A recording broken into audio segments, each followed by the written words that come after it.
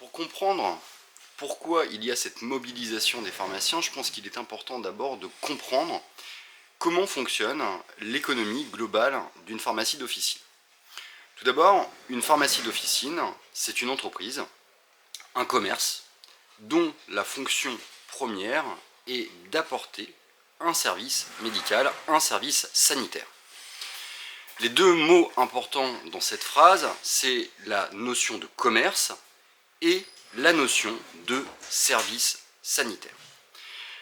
La notion de service sanitaire veut dire que notre action en tant que pharmacien est d'apporter du conseil sur les médicaments, sur des pathologies, sur des thérapeutiques.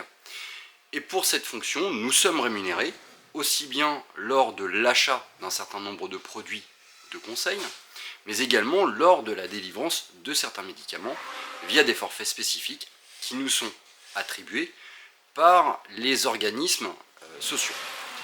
Et l'autre élément, donc, à prendre en compte de l'économie globale d'une pharmacie d'officine, c'est la dimension commerciale.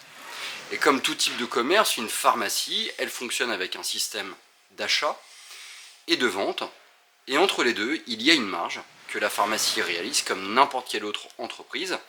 Et cette marge, elle permet aux pharmaciens, donc aux titulaires de l'entreprise, de pouvoir payer les différentes charges, donc que ce soit l'électricité, l'eau, les salaires également, et puis aussi tout ce qui est impôt d'une manière globale, et tout ce qui fait la joie finalement de l'État lorsque il touche en fait les différents impôts des sociétés qu'on est amené à leur verser.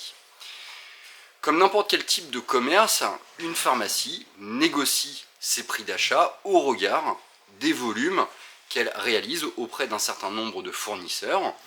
Vous connaissez déjà un certain nombre de labos dans votre vie quotidienne, des laboratoires comme Biogarant, qui sont donc des génériqueurs, Teva, Viatris, qui sont des gros prestataires pour une pharmacie. On négocie également nos conditions de marché avec les grossistes répartiteurs, ceux qui nous fournissent régulièrement un certain nombre de produits, et puis des laboratoires avec lesquels on travaille en direct, des laboratoires comme UPSA, comme Urgo, comme Sanofi.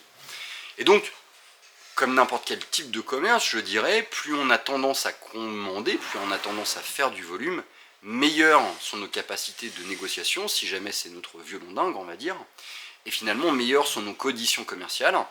En effet, on va obtenir de la part de l'ensemble de ces prestataires un certain nombre de remises, qu'on appelle des remises volume, que l'on va pouvoir impacter sur le prix de vente, ce qui nous permet d'être concurrentiel finalement, et c'est pour ça que bien souvent en fait les très grosses structures ont parfois des prix plus bas que les toutes petites structures. Ça explique ça aussi.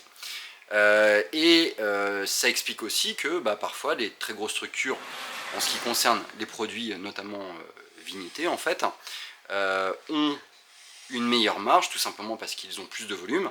Mais d'un autre côté, c'est mieux qu'ils aient une meilleure marge parce que factuellement, ils ont aussi plus de dépenses, plus de charges, et notamment en fait la charge salariale qui est l'une des dépenses numéro 1 en France.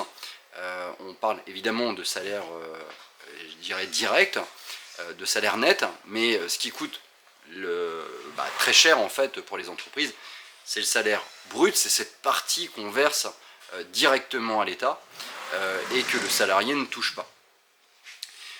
Donc voilà comment fonctionne l'économie globale d'une pharmacie actuellement en France.